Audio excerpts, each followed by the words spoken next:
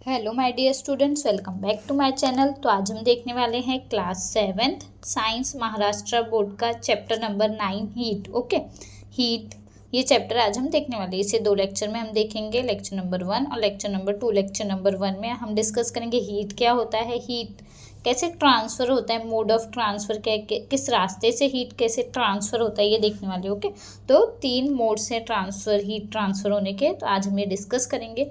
So first of all heat क्या होता है, आपको पता है हीट का मतलब? हीट मतलब गर्मी, हम बोलते हैं ना हीट गर्मी।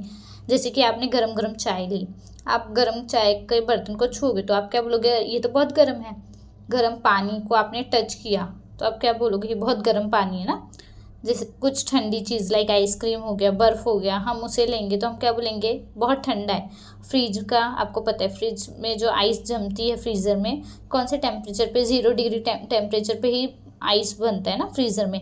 फ्रिज में टेम्परेचर कितना रहता है? 5 डिग्री ना। तो जब टेम्परेचर 5 डिग्री 10 डिग्री तो हम कहेंगे बहुत ठंडी है।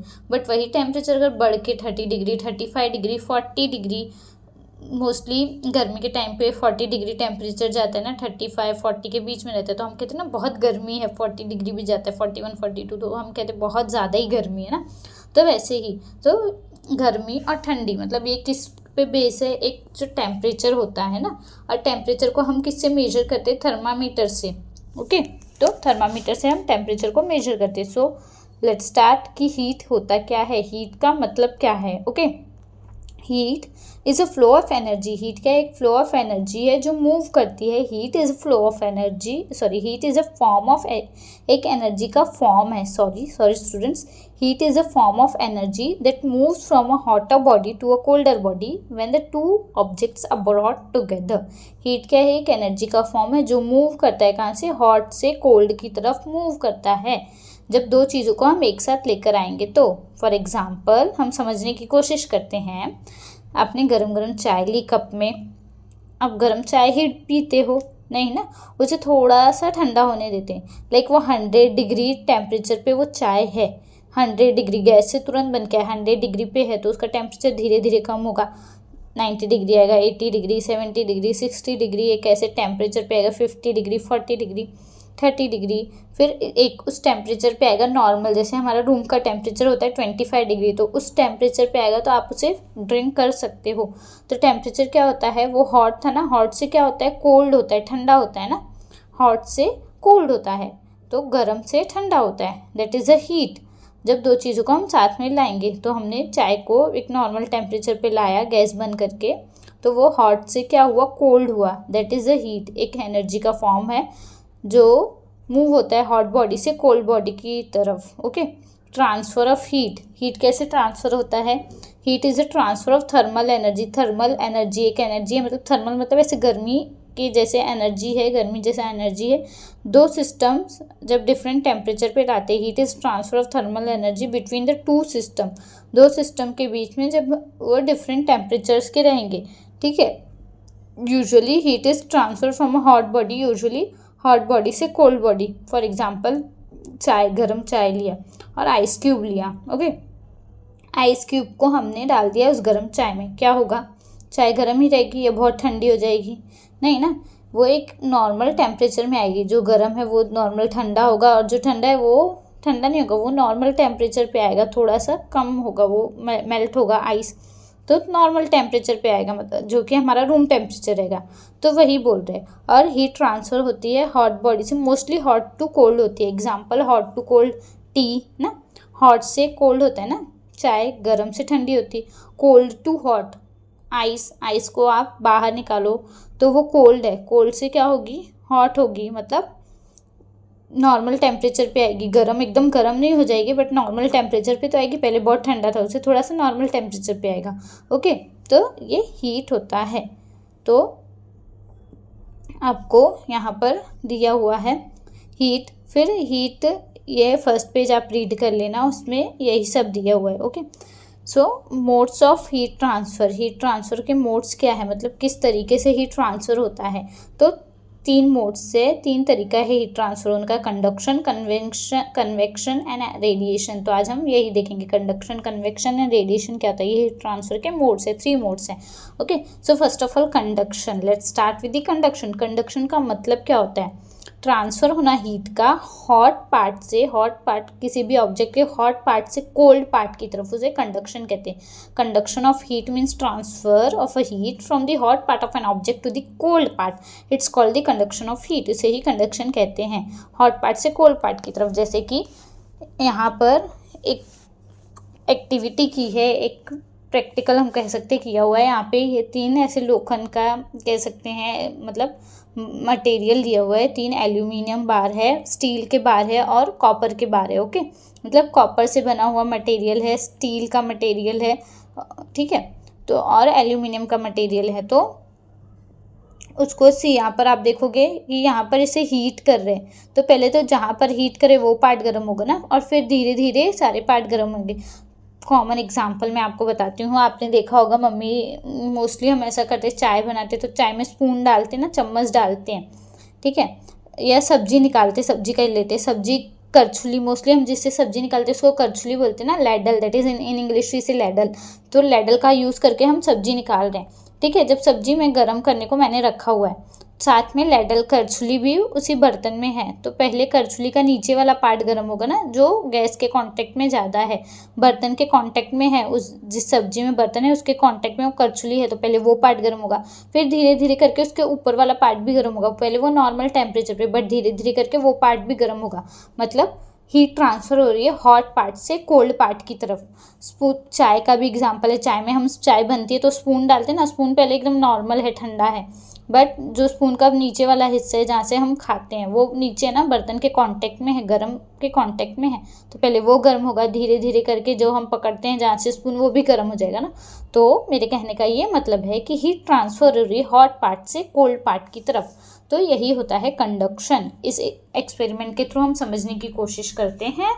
ओके, क्या करना है आपको? स्टेनलेस स्टील का एक बार लेना है, आयरन का, कॉपर का और एल्यूमिनियम बार लेना है, ऐसे ये स्टिक टाइप लेना है, ठीक है। 30 सेंटीमीटर रहना चाहिए और सेम शेप के तीनों रहने चाहिए, हाँ।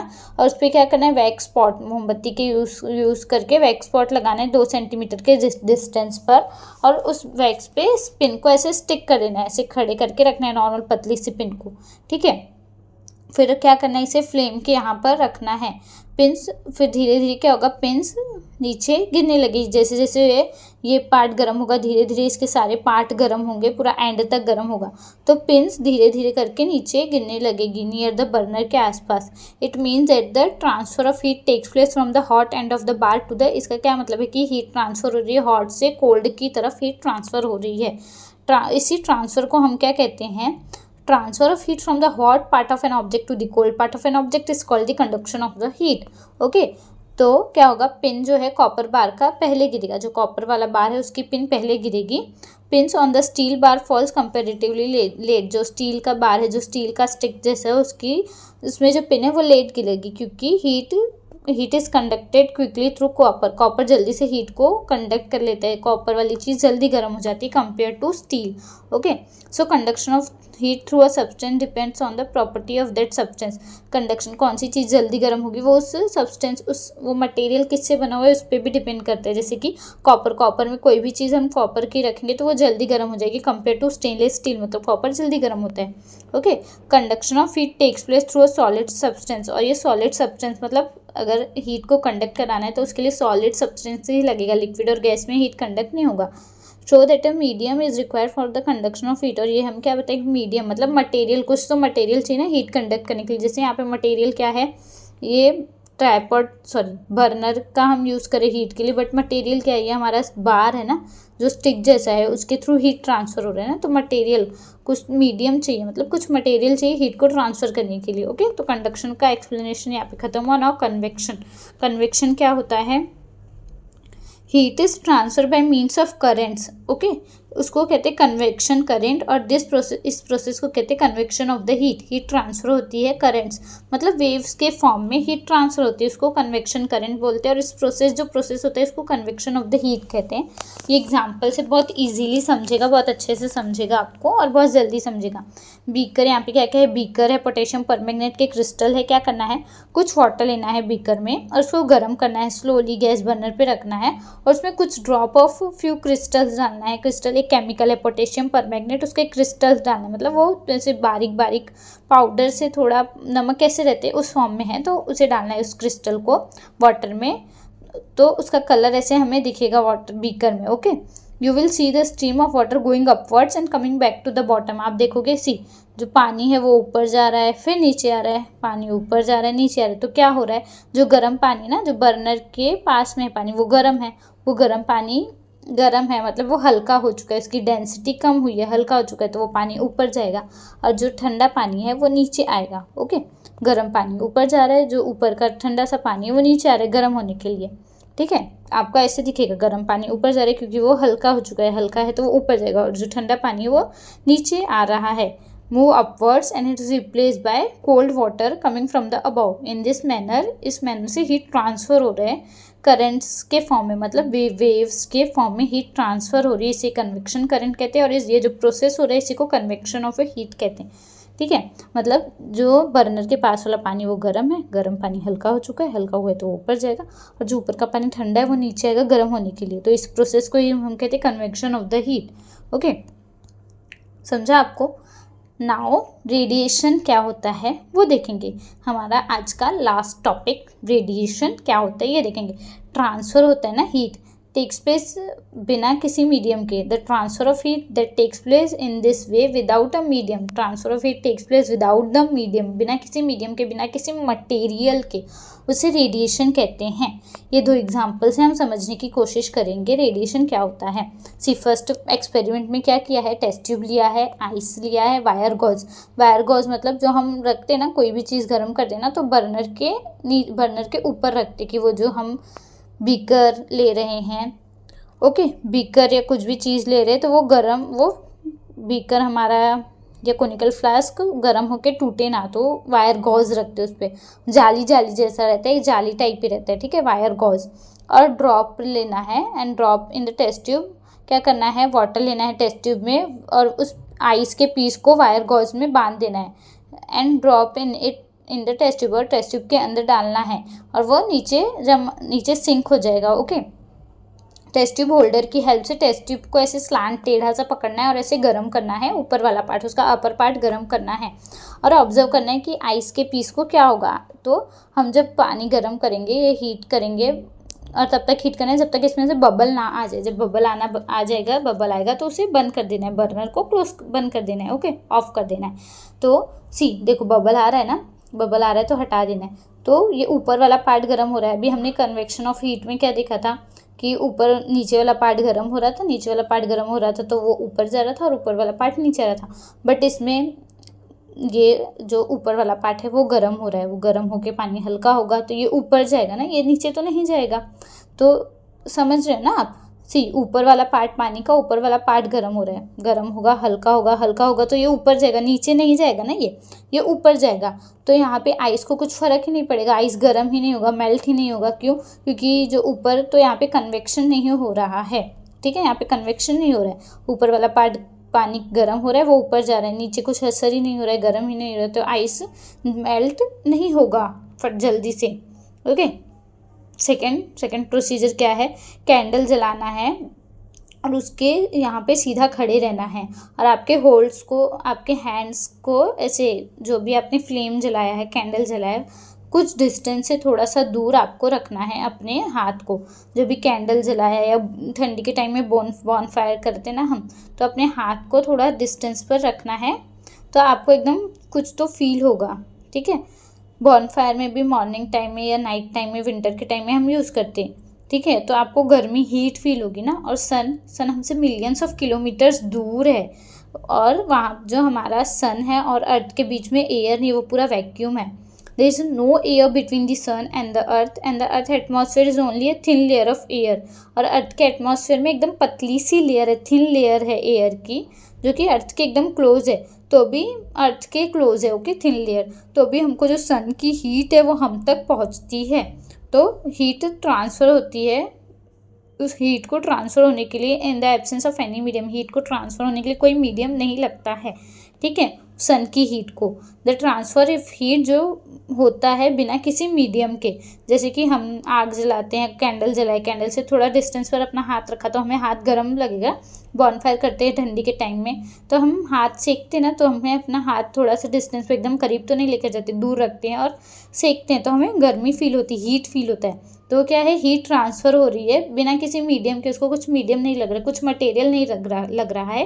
वैसे सन भी हमसे बहुत ज़्यादा दूर है, मिलियंस ऑफ किलोमीटर अवे है, बट तो भी सन की हीट हम तक पहुंच रही है, कोई मीडियम नहीं है, एयर भी नहीं है सन और अर्थ के बीच में, बिना किसी मीडियम के हीट हम तक पहुंच रही है, उसे ही हम कहते हैं radiation, okay. Wonder of science in that radiation of heat होती है ना, takes place from many objects in nature, जैसे कि ट्रीज में, माउंटेन्स में, स्टोन्स में, रोड्स में, मोस्टली हर एक चीज़ में मतलब कुछ तो हीट रहती है। कैमरा, एक ऐसा कैमरा डेवलप किया है, रेडिएशन मतलब to make our surrounding visibles at a night, कि हमें वो रेडिएशन की हेल्प से वो कैमरे में हमें दिखे नाइट के टाइम पे भी, अंधेरे के टाइम में भी, इसे इंफ्रारेड कैमरा कहते हैं। Using the camera it is possible to keep a watch on the movement of the enemy during the night, उसमें हम एनिमी के मूवमेंट को भी देख सकते हैं नाइट टाइम में, ठीक है। कैसे होता है ये, व्हेन अ हीट रे fall an object a part of the heat is absorb by the, जब हीट रेज हम पर फॉल होती है ना हम पे, तो कुछ पार्ट हम जो हीट का वो हम एब्जॉर्ब कर लेते हैं और कुछ पार्ट रिफ्लेक्ट कर देते, वापस भेज देते ना, तो वो रिफ्लेक्ट वाला part, the ability of substance to absorb heat radiation depends on its colours and also in intrinsic properties, ठीक है। तो कुछ पार्ट हम एब्जॉर्ब करते हैं, कुछ पार्ट वापस भेज देते हैं, तो जो कैमरा क्या करता है, वो हीट को एब्जॉर्ब करता है, और वो जो हमने रिफ्लेक्ट की है हीट, उस हीट को वो एब्जॉर्ब करता है और उसके अकॉर्डिंग हमारी पिक्चर बना देता है, ठीक है। तो उस कैमरे का नाम है इंफ्रारेड कैमरा, ठीक है। तो यहाँ पर ये लेक्चर नंबर 1 का एक्सप्लेनेशन ख़त्म होता है। अगर आपको वीडियो अच्छी लगी है, वीडियो यूज़फुल लगी तो प्लीज़ बच्चों वीडियो को लाइक, चैनल को सब्सक्राइब और अपने दोस्तों के साथ ज़रूर शेयर करो। रिमेनिंग पार्ट हम लेक्चर नंबर 2 में देखेंगे, जो इस चैप्टर का रिमेनिंग बचा हुआ है वो लेक्चर नंबर 2 में देखेंगे। तो मिलते हैं नेक्स्ट वीडियो में, तब तक के लिए बच्चों बाय बाय, टेक केयर।